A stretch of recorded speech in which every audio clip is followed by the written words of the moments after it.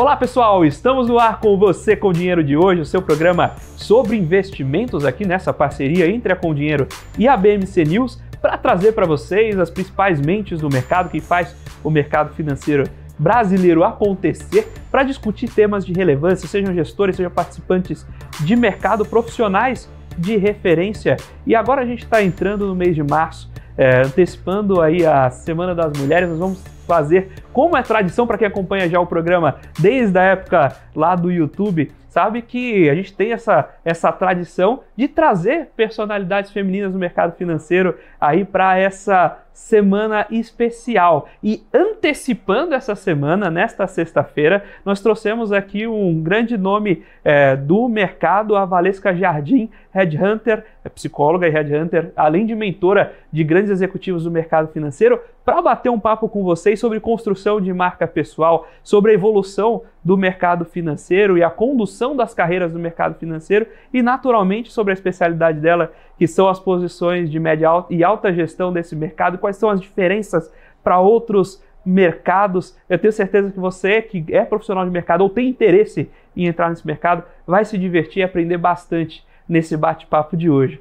Valesca, um prazer recebê-la aqui no Você com Dinheiro, tê-la aqui conosco e muito obrigado por aceitar nosso convite. Eu que agradeço, um prazer estar aqui, inclusive de conhecê-lo, de ouvir sobre sua história, muita coisa boa aí para a gente poder trocar e trazer também aqui para esse bate-papo. Sem dúvida, acho que a gente teve um pré-papo aqui, né, antes de entrar no ar, e a gente tem as perguntas sobre carreira, posição, que a gente vai passar sem dúvidas ainda hoje, mas você me chamou a atenção de uma forma muito especial no nosso papo anterior sobre a construção de marca pessoal, né? Isso conversa um pouco com a sua própria história e sobre as transformações no mercado e como o profissional é visto e precisa se mostrar para alcançar determinadas posições. Então vou começar puxando esse assunto. Qual a importância da marca pessoal no mercado financeiro? Não só para o mercado financeiro, mas para tudo na vida, né? Para ter relacionamentos, para ser visto por quem você quer ser visto, dentro do mercado de trabalho, enfim. Tudo tem a ver com aquilo que a gente comunica sobre nós, né? Então, de alguma forma ou de outra, todo mundo passa uma mensagem sobre si ao mundo, aos outros. E aí depende dessa mensagem a forma como você vai abrir portas na sua vida, na sua carreira, e como as pessoas também, né, vão te tratar, vão se comunicar com você. Então, esse posicionamento que eu chamo, né, posicionamento estratégico dentro do mercado, voltando agora para o mundo corporativo, ele é fundamental para qualquer profissional que busca uma ascensão, que busca se desenvolver, que busca ser visto como referência naquilo que ele faz, na área que ele atua. Então, sem dúvidas nenhuma, quando um profissional me procura para fazer alguma mentoria, sempre começa entendendo qual mensagem você tem passado e qual mensagem você quer passar. São coisas diferentes. E como saber o que falar sobre você na hora de construir esse posicionamento estratégico e essa marca? Bom, tem alguns fatores que interferem na construção dessa marca, né? Principalmente aonde você está e aonde você quer chegar, né? Então, eu preciso entender de fato, diante de toda essa bagagem, todo esse background de mercado que o profissional possui, o que é relevante ele comunicar de conhecimento, de competências, de atitudes, de experiências, daquilo que brilha os olhos dele. O que é importante disso tudo? Comunicar no material dele para o mercado, para que ele seja visto pelas pessoas que possam ter algum tipo de fit, algum tipo de match, algum tipo de conexão com aquilo que ele oferece.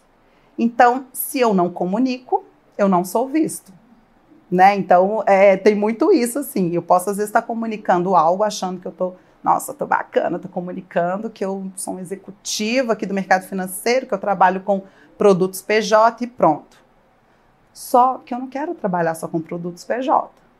Eu quero ser um profissional que tem uma visão ampla de mercado. Eu quero até inclusive atuar em outras áreas que talvez eu ainda não tenha atuado, mas eu já tive algum tipo de trabalho que teve uma conexão que seja mínima com aquela área que eu tenho interesse. Então eu tenho que comunicar. Mas às vezes os profissionais deixam de comunicar com medo de pecar, com medo de passar uma informação que não é real, com medo de passar uma ideia daquilo que de fato não é. Então, a comunicação sobre si nunca pode ser algo não verdadeiro.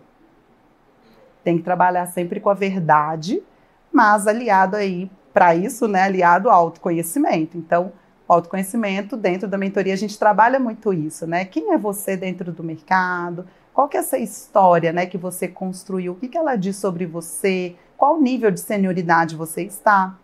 E isso, normalmente, o profissional, ele não tem essa clareza, né? E aí eu falo que o executivo, inclusive, depois de tanta trajetória no mercado, de tanto conhecimento, tantos projetos que ele esteve envolvido, ele chega no momento que ele quer fazer uma transição de carreira e ele sente essa dificuldade. Poxa, de tudo isso que eu já vivi, para onde eu vou?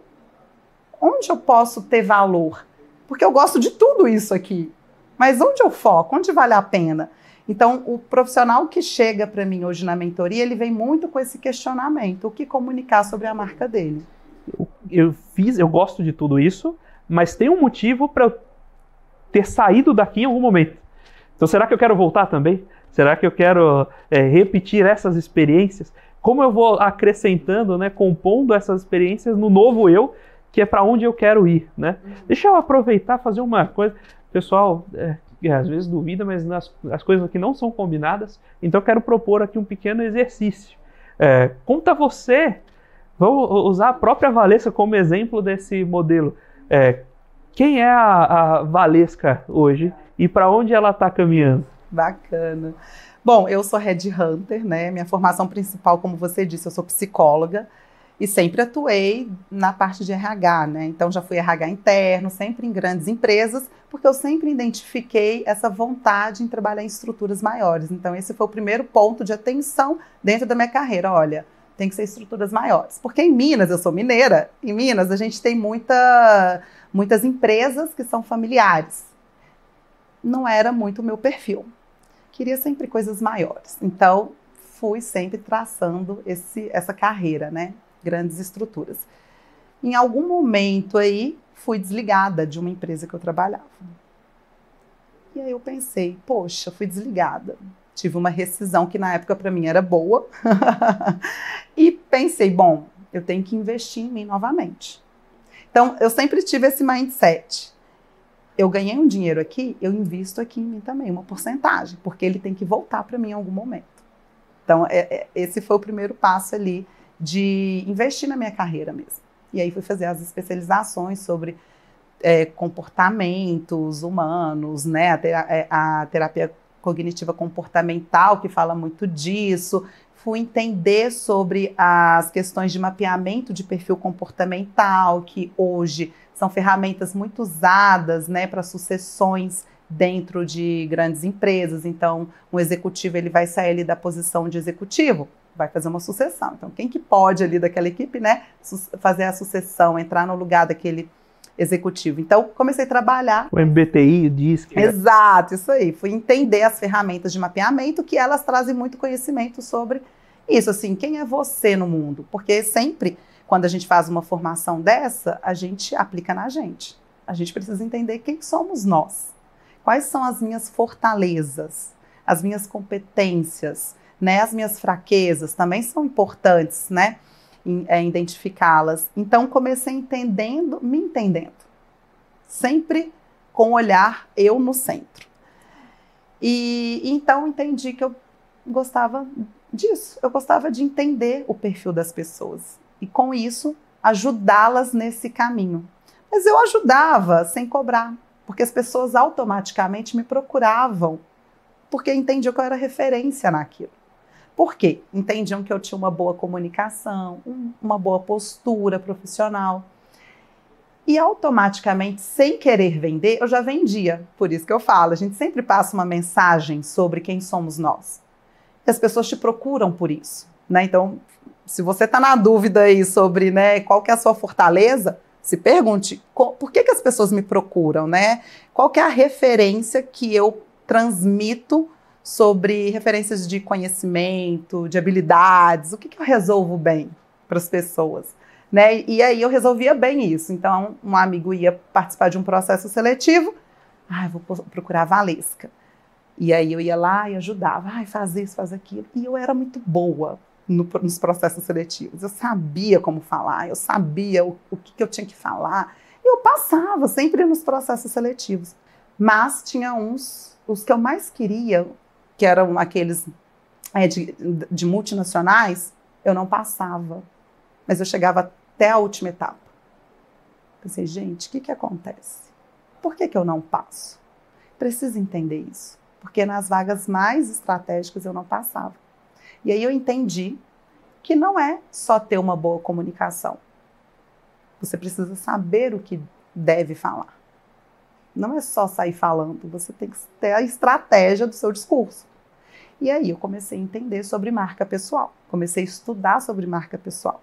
Teve uma pessoa muito importante na minha carreira, que acho que ela é mineira também, mas eu conheci ela aqui em São Paulo, que é a Juliana Saldanha. Ela foi uma das pioneiras sobre esse tema, que eu super indico e recomendo quem tem interesse em entender um pouco mais sobre esse tema, mas fui entender sobre marca pessoal, sobre como que cada pessoa deve comunicar aquilo que ela tem dentro, né, do perfil dela, as fortalezas, enfim. E com isso fui traçando o meu caminho até chegar nas mentorias de carreira. Então entendi que aquilo ali era uma forma de realmente rentabilizar. Eu estava desempregada, podia rentabilizar de alguma maneira, e daí surgiu a mentoria. Montei um método. Na época, eu tinha uma parceria com uma pessoa que já trabalhava com mentoria, e assim a gente desenvolveu um método na época juntas, atendendo bancários, porque na época os bancos estavam fazendo muitas demissões, as agências em Minas estavam fechando, as agências físicas, e o pessoal estava precisando ser recolocado. E aí a gente entendeu, olha que bacana, vamos atingir esse público, vamos oferecer a mentoria para eles. E assim a gente começou a entrar no mercado financeiro, com a cara e com a coragem, assim.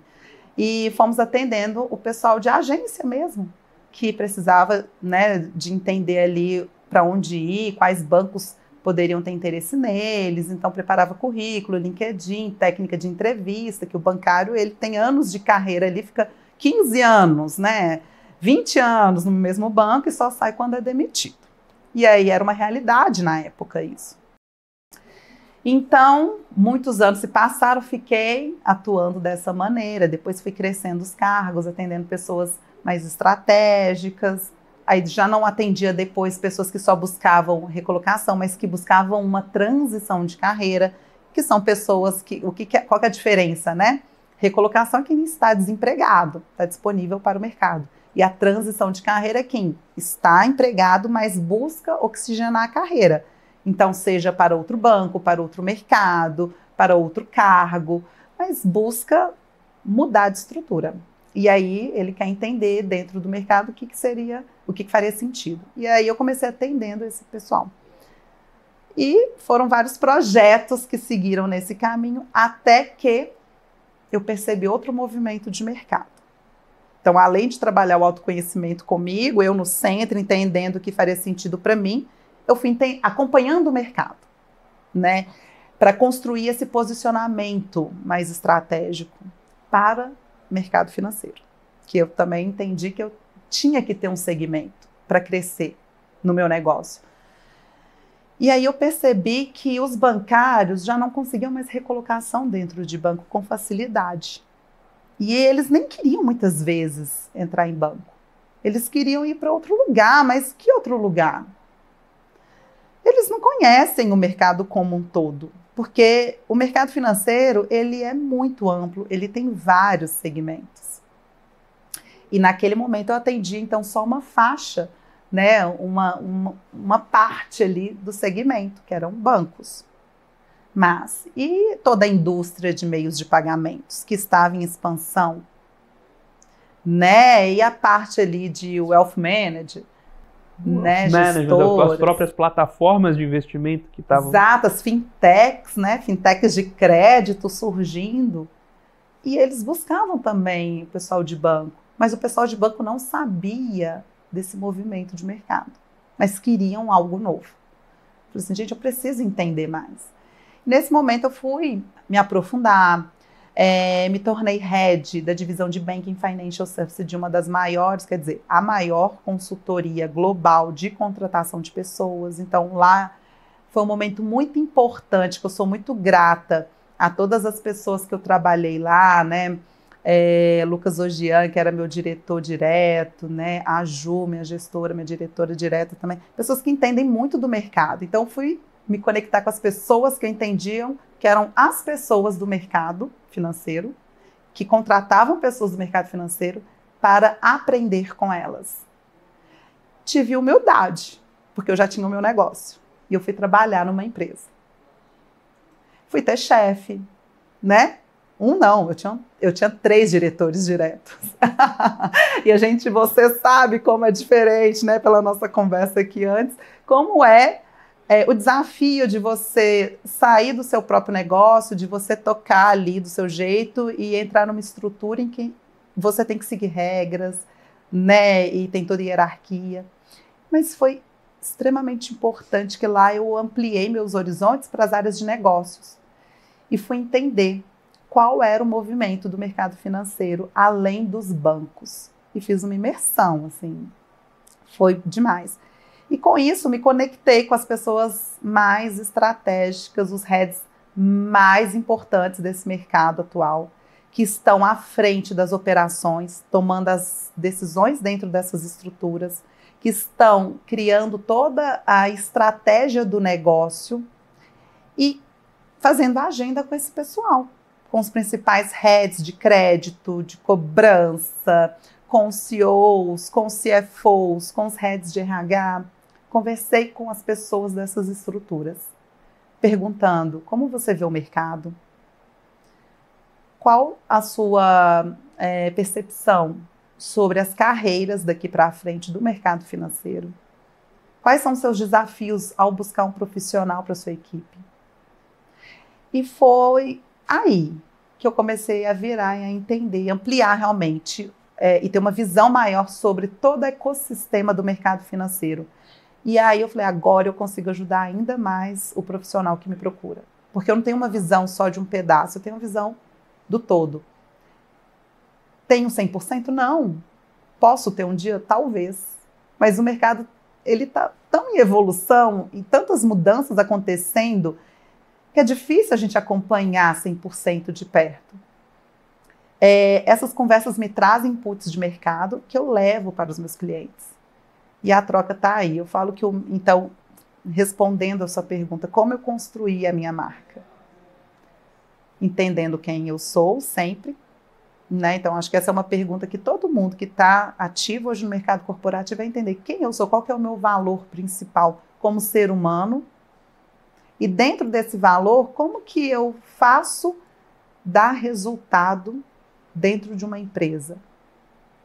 Porque, por exemplo, o meu valor principal, hoje eu posso dizer que é a minha rede de relacionamento. Mas como que eu construí isso? Através da minha comunicação e da minha atitude proativa de ir atrás. Porque eu comecei do zero, eu não tive um padrinho, eu não tive uma pessoa que chegou para mim, um mentor, que chegou para mim e falou, vem cá que eu vou facilitar para você. Eu fui na cara e na coragem usando o LinkedIn. Me posicionando. E aí eles me viam lá e falavam assim, eu gerava valor de alguma maneira. Eu comunicava algo que né, eles não têm agenda assim disponível. Vou atender essa menininha aqui que, sei lá, vou ver o que ela quer. Não, executivo não tem agenda disponível. Ele só te dá agenda se ele vê valor em você. E trabalhando a minha marca, eu comecei a entender melhor ainda como trabalhar a marca das pessoas. Então, sempre fazendo essas reflexões, entendendo o movimento de mercado, conectando com as pessoas certas. E assim, a gente não pode parar. É um movimento contínuo. Aproveitar esse movimento de mercado e a construção de marca. Você comentou que o bancário, muitas vezes, ele entrava numa instituição, ficava até a carreira acabar ali. Sim. Sim. Hoje em dia, a gente vai para um caminho mais de carreira aberta. Como é que foi essa evolução? O que você viu de mudança desses paradigmas e nos capabilities demandados desse profissional, e como, aí de novo, para fechar toda essa conversa, a construção de marca pessoal se relaciona com esse novo mercado? Perfeito. Tema super atual, né? O mercado financeiro, na verdade, assim, o mercado como um todo, ele vem se transformando diante das demandas que nós estamos vivendo, né? De querer agilidade. Hoje a gente tem também uma possibilidade de ter acesso a produtos globalizados, né? Então a gente não tem mais a limitação geográfica como antes a gente tinha. E isso fez com que o mercado como todo movimentasse formas de ser mais ágil, né? Formas de atender o cliente de forma mais personalizada. Sai na frente hoje aquela estrutura, falando agora do mercado financeiro, que tem seus produtos muito direcionados ao público dele. Então, cada vez mais, busca-se entender a jornada do cliente para adequar os produtos financeiros para essa jornada. Dito isso, a gente vê a mudança dentro das carreiras. A gente antes seguia uma carreira muito script, né? Então, você começa num cargo X, Bradesco. Aí você segue um cargo X, entrou como escriturário, depois você vai lá como um agente, né, de atendimento, aí você vira depois ali um gerente, cada banco tem sua nomenclatura, mas basicamente é essa linha que seguia, assim, né? Gerente geral, aí depois você pode ir para uma plataforma e por aí vai e tudo mais. E assim a pessoa aposentava. Hoje, até o Bradesco agora busca profissionais de mercado. Isso virou nesse ano, né? Até então, era carreira fechada. Possível um diretor, se alguém me falasse há 5 anos que o diretor do Bradesco seria contratado a mercado, eu falaria, você está maluco, isso não existe. Exato. Então, isso foi um grande exemplo de como que o mercado ele tem visto a necessidade de oxigenar com perfis diferentes nas suas estruturas, nas suas áreas, para exatamente oxigenar as ideias, para trazer diversidade de opiniões. E aí é muito interessante esse tema, porque diversidade, quando, né, o RH vem com essa pauta, vamos falar de diversidade, né? ESG, que a gente fala hoje muito também, hoje os bancos têm metas para ESG. Diversidade, na verdade, nada mais é do que você começa ali pela diversidade de ideias. Antes de falar sobre diversidade de cor, diversidade de estar aberto a ouvir se você simplesmente top-down, N critérios de cabeça, colocar gente diferente, não vai funcionar. O que muda é você estar aberto a ouvir ideias diferentes e trazer ideias diferentes para o debate.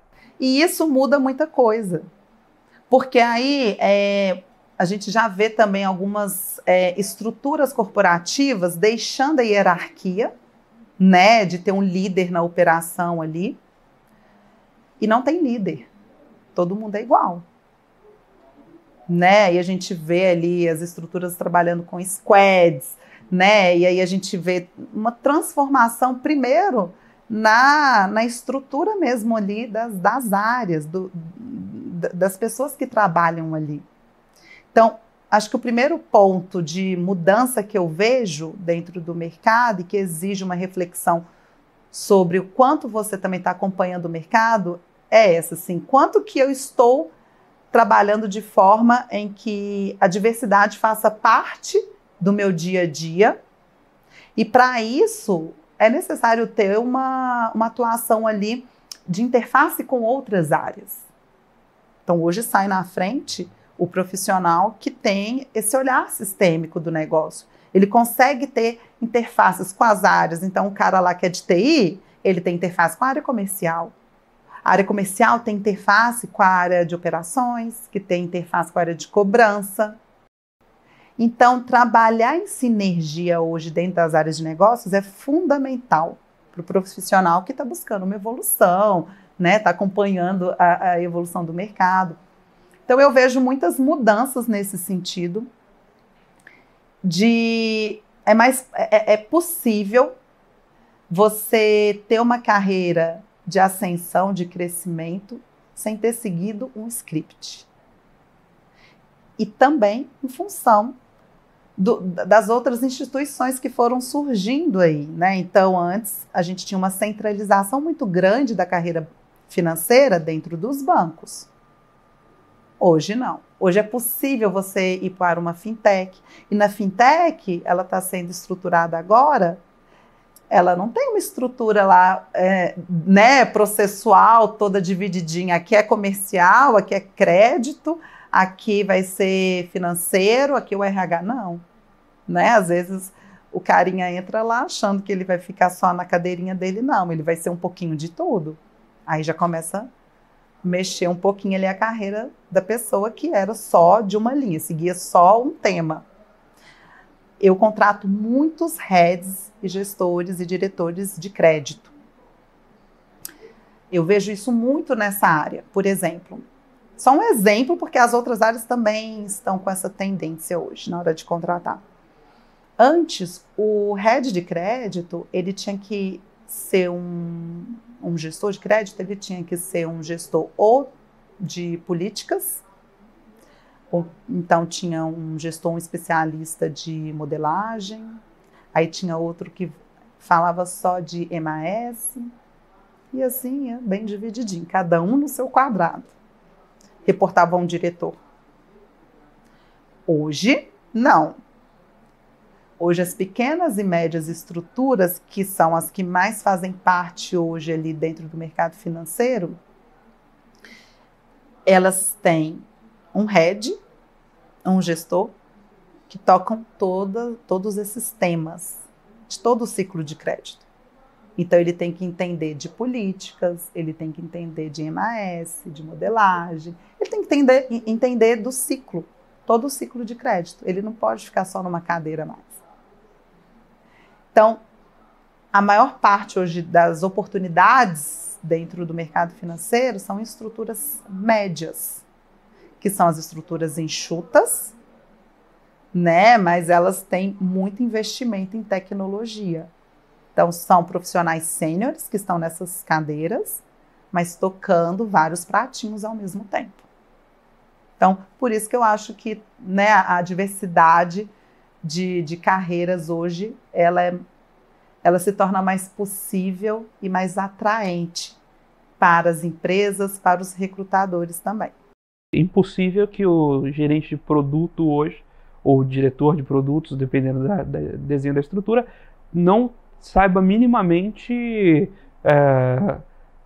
a parte de programação para conseguir conversar com o pessoal de tecnologia, porque ele vai precisar pedir aquele produto. Sim. Ele precisa explicar o que ele quer. Então ele precisa saber se comunicar. E para se comunicar, você precisa conhecer o vocabulário do outro. É exatamente isso. Esse movimento, ele é fundamental, assim, ficar muito claro para quem está no mercado, que é essa pergunta, né, que normalmente os profissionais do mercado financeiro me fazem. O que eu faço para me tornar mais interessante, me tornar competitivo? Porque a gente é um produto no mercado, então a gente tem que estar ali, como se diz, como se fôssemos um aplicativo, tem que ficar atualizando esse aplicativo, senão a gente morre ali, né? Então, o que fazer? Não adianta, se você é um profissional que, né, desenvolveu uma carreira só na área de negócios, continuar seguindo sua área de negócios. Você tem que ter a visão de tecnologia se você é um gestor. Ah, mas eu não sou gestor. Continue buscando conhecimento em tecnologia, porque é o caminho. Uma hora você vai precisar. E aí, falando até um pouco sobre a ascensão profissional, né, dentro do mercado financeiro, sai na frente quem tem esse conhecimento de tecnologia e negócios. Não adianta sentar na cadeirinha e falar assim, que eu vou demandar. Não. Outra questão que está em alta também. Os líderes, hoje não são líderes que ficam só demandando. são líderes hands-on, colocam a mão na massa. Então, se ele não conhece das ferramentas, como que ele pode se tornar hands-on? Que é uma competência hoje essencial. Maravilha, estamos batendo esse papo com a Valesca Jardim, headhunter, psicóloga de formação, headhunter e mentora de grandes executivos do mercado financeiro, para trazer para vocês essas pessoas que constroem o dia a dia do nosso mercado, para esse bate-papo leve, mas pensando em se tornar um profissional, um investidor melhor a cada dia. Agora nós vamos para um breve intervalo, mas fique por aí, daqui a pouquinho a gente está de volta com o segundo bloco do Você com Dinheiro de hoje. Olá pessoal, estamos de volta aqui para o segundo bloco do Você com Dinheiro de hoje, batendo um papo maravilhoso aqui sobre carreiras, sobre a evolução, a transformação da carreira no mercado financeiro e a evolução das próprias carreiras dentro das companhias, com a Valesca Jardim, headhunter e mentora de grandes executivos no mercado financeiro brasileiro, e sempre com a ideia de trazer essas informações, de tornar um investidor e um profissional melhor a cada dia aqui no Você com Dinheiro. Valesca, a gente terminou o último bloco conversando sobre ascensão na carreira. E eu queria começar então puxando essa pergunta. Quem está construindo, quem está colocando ali seu tijolinho dia a dia na sua carreira? Estruturalmente, quando a gente conversa, sou um curioso, entusiasta sobre carreiras, e um grande corte é a transição de ser um analista, ser alguém que está executando as operações propriamente, para passar a posições de liderança. Ainda que hoje as lideranças sejam mais hands-on, as lideranças participem do dia a dia, elas têm que abraçar também gestão de equipes, elas têm que olhar visão estratégica, defender seus projetos na companhia, assim por diante. Elas demandam um conjunto de capacidades diferentes, né? E a gente acaba caindo naquela máxima que o que te trouxe até aqui não é o que vai te levar para frente. Então deixa eu inverter a pergunta. Então, dado que trouxe esses profissionais até aqui, quem está buscando nessas novas estruturas dar um passo adiante e assumir essas posições de liderança, que são sua especialidade,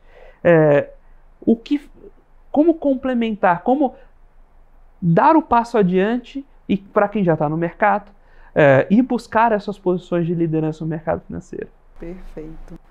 Então, eu acredito que um ponto fundamental hoje para quem quer fazer essa transição entre sair de uma posição mais especialista para uma posição de gestão é ser uma pessoa aberta a mudanças e começar a refletir, né? Dentro da minha trajetória até hoje, onde que eu estive envolvida em projetos que demandaram essa capacidade de adaptação e de transformação dentro daquilo que eu fazia.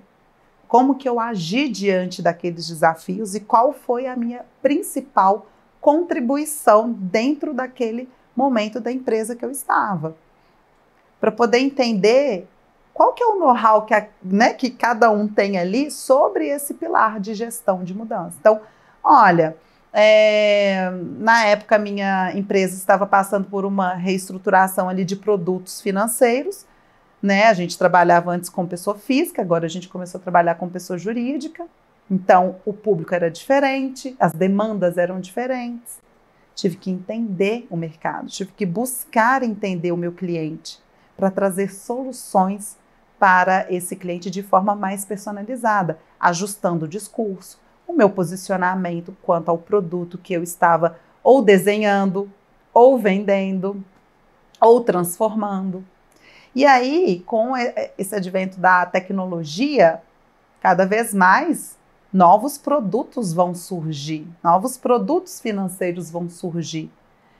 Então, o produto que hoje você comercializa, ele vai sofrer alterações no próximo mês, no outro, até porque as normas do Bacen exigem essas mudanças, esses ajustes. Então, não só as normas do Bacen, mas a demanda do mercado como um todo, né? Quando a gente volta a falar da área de crédito. A gente está lançando instrução atrás de instrução agora. Então, o mercado enche o saco da CVM para se atualizar, mas depois, agora a CVM vai encher o saco do mercado para correr atrás da atualização também. Exato, então o tempo todo tem que... Nossa, eu estava com um produto legal, redondinho, dando certo, mas agora surgiu uma nova tecnologia que exige que o meu produto esteja competitivo no mercado, então peraí, eu tenho que fazer os ajustes necessários. Então, ser gestor, né, de mudanças, ser uma pessoa que tem habilidades e adaptabilidade para isso e vender a ideia da mudança para sua equipe é fundamental. Porque não é só você conseguir fazer a gestão disso. As pessoas são as principais peças-chave para aquilo ali acontecer. Então, outro ponto importante que é necessário essa pessoa desenvolver para poder alcançar um cargo acima ali, eu entendo que é a comunicação. Você tem que saber vender a importância daquelas mudanças. Você tem que saber vender não só para a sua equipe, mas também para as áreas de interface. Um PMO, quando ele está trabalhando ali no produto, ele trabalha com todas as áreas de interface. Ele é o vendedor do projeto.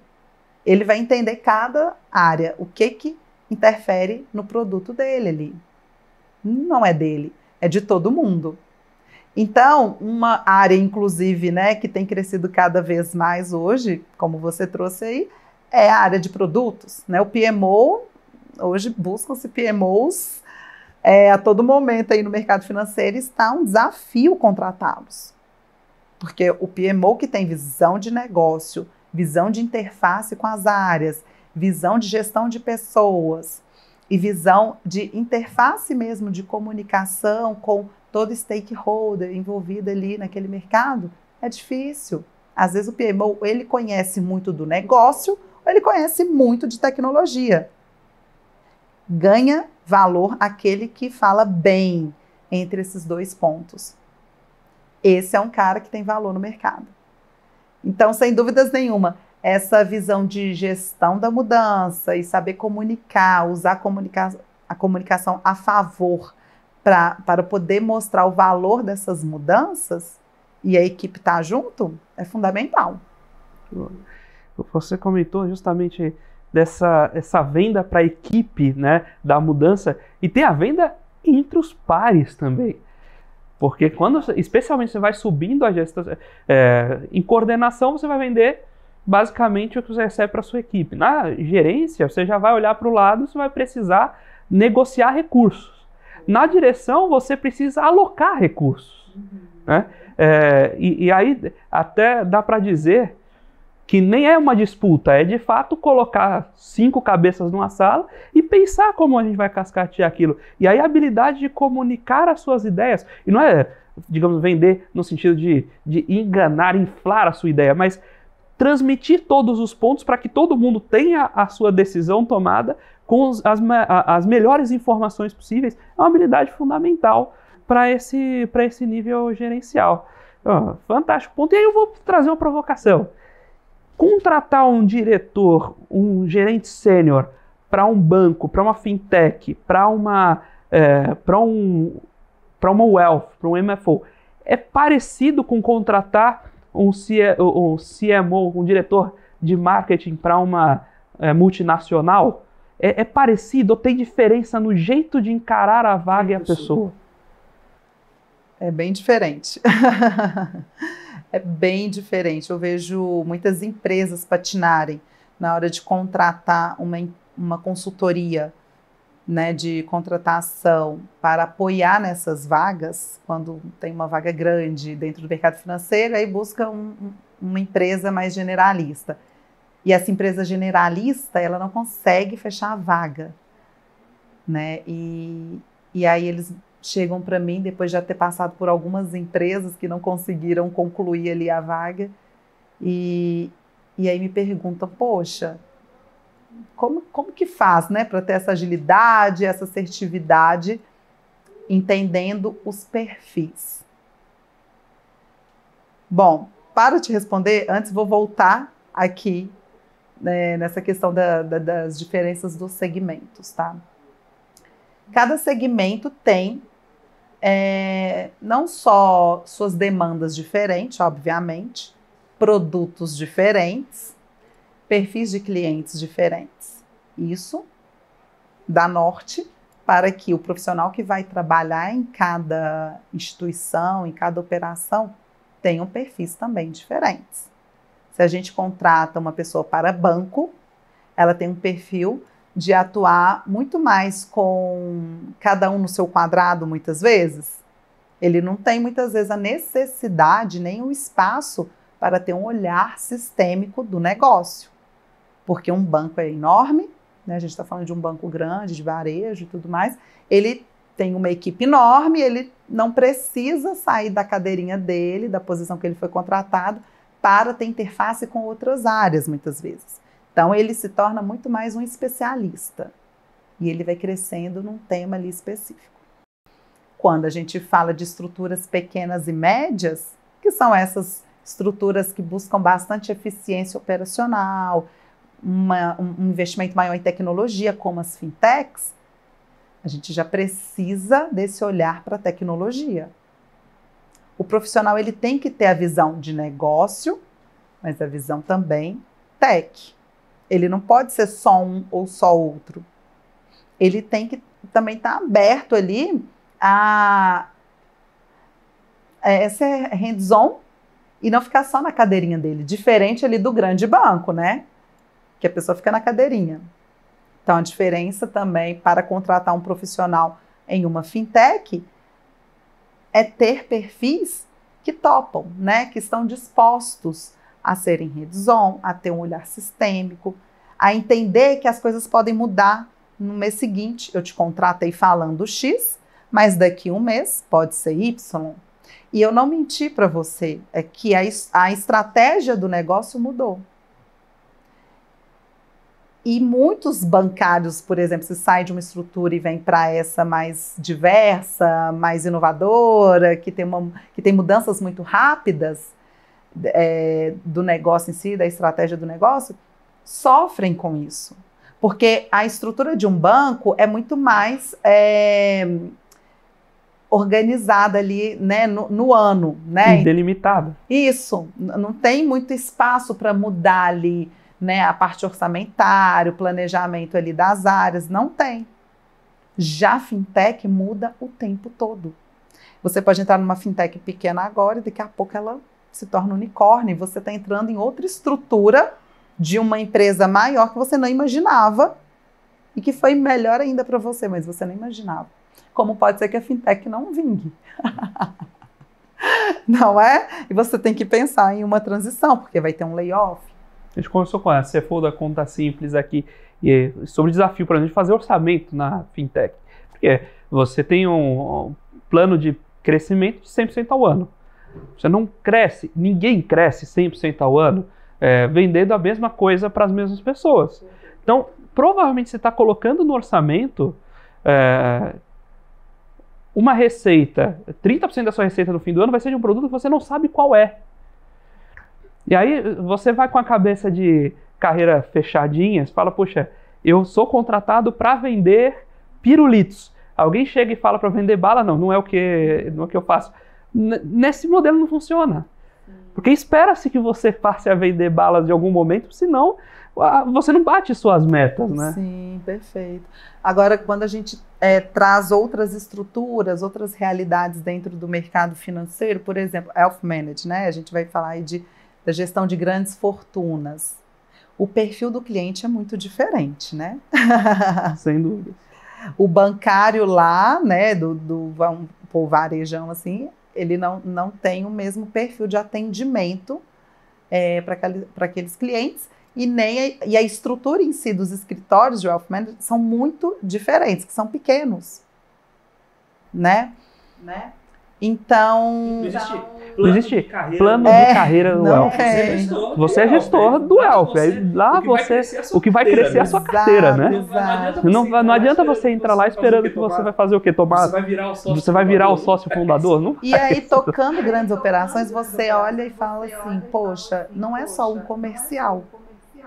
Porque ele sai de ser só um comercial.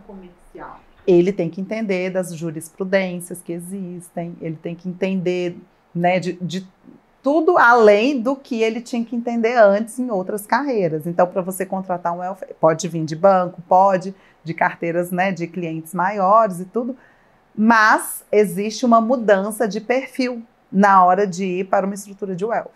Então, normalmente, quando eu contrato para uma estrutura de welfare, o profissional ele está no momento que ele cansou do banco, ele não quer mais aquela loucura do banco, mas ele quer dar uma oxigenada, ter uma estratégia diferenciada de atendimento ao cliente. Ele quer atuar de forma mais consultiva e menos vendas casadas. Então, o perfil também é diferente. É um profissional mais sênior, ele está mais centrado ali realmente no cliente. Ele vai atuar de forma para conhecer de forma mais próxima aquele cliente dele. Ele trabalha a imagem pessoal dele, ele se preocupa com a imagem que ele passa para esse cliente. Então, ele está no momento de carreira que ele vê valor nisso. Ele não vê valor só em bater meta. Ele está naquela loucura de... muitas vezes, né, quando entra no mercado financeiro, aquele início lá de venda, né, fature. Ele está no momento para ver mais sentido nas operações que ele vai estar à frente ali. Então, existem essas diferenças de perfis e de momentos de vida também. Porque nem todo mundo que, por exemplo, não quer dizer que só porque trabalhou em banco, que ele também só pode ir para banco. Não, ele pode ser recebido em qualquer outra dessas estruturas. Depende do discurso e da conexão que ele vê da carreira dele, do momento de vida dele com essas estruturas e o que essas estruturas oferecem também. Então, hoje, até os recrutadores e as empresas estão muito mais abertos a receber profissionais que não seguiram uma carreira única, ou, quer dizer, seguiram uma carreira única e agora querem dar um oxigenado, um passo diferente, e não seguir só a linha reta como antigamente. Então, existem suas diferenças, é importante estudar, acho que entrar aqui por detalhes, são muitos detalhes por área, talvez fique confuso a gente entrar por detalhes, mas o que eu acho que a mensagem mais importante aqui é: estude cada segmento de mercado para que você possa entender quais são suas diferenças e sinergias também, para conectar com aquilo que você já tem de bagagem e fazer essa reflexão. Poxa, me vejo aqui, ali eu já não me vejo. Aqui, como que eu posso chegar ali?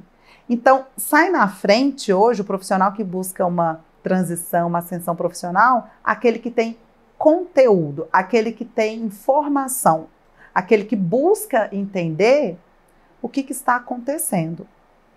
Não se deve tomar uma decisão de carreira sem ter informações. Falo isso, na verdade, para tudo na vida, né? Não tem como chegar, tomar uma decisão, vou comprar uma casa. Você não compra a casa só porque olhou, você vai fazer a busca daquela casa, né? O que tem naquela casa ali registrado e tudo, né? Quanto vale aquele terreno? Será que está no valor certo de mercado? Assim é para tudo. Então, vai fazer uma transição de carreira, busca dar mais um passo. Então, aonde eu quero chegar, o que pode ser um diferencial dentro da minha história? E eu tenho que comunicar isso como? Como posso gerar valor com essa comunicação nesse mercado que eu quero ir? Só estudando e conversando com pessoas do mercado para você, sabe? Você tem uma atuação muito interessante justamente nessas posições de média e alta gerência. E uma curiosidade que, assim, a gente tem dores, como disse, entusiastas de carreiras, etc. Lá no meu doutorado, cheguei a pegar as cadeiras de liderança para entender quais eram as dores que outros empreendedores também estavam tendo. E essa questão a carreira em Y, né, que eu era o especialista que não queria virar gestor, era uma dor. E a outra dor é como encontrar... Ok, eu não consigo alimentar minha pirâmide de modo a conseguir todos os gestores que eu preciso. Então, como eu consigo ir ao mercado buscar gestores? E as plataformas que a gente via têm limitações, muitas limitações.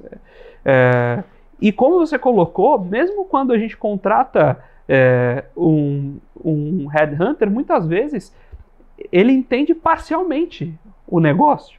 Então ele vai ter parcialmente opções para atender a sua demanda.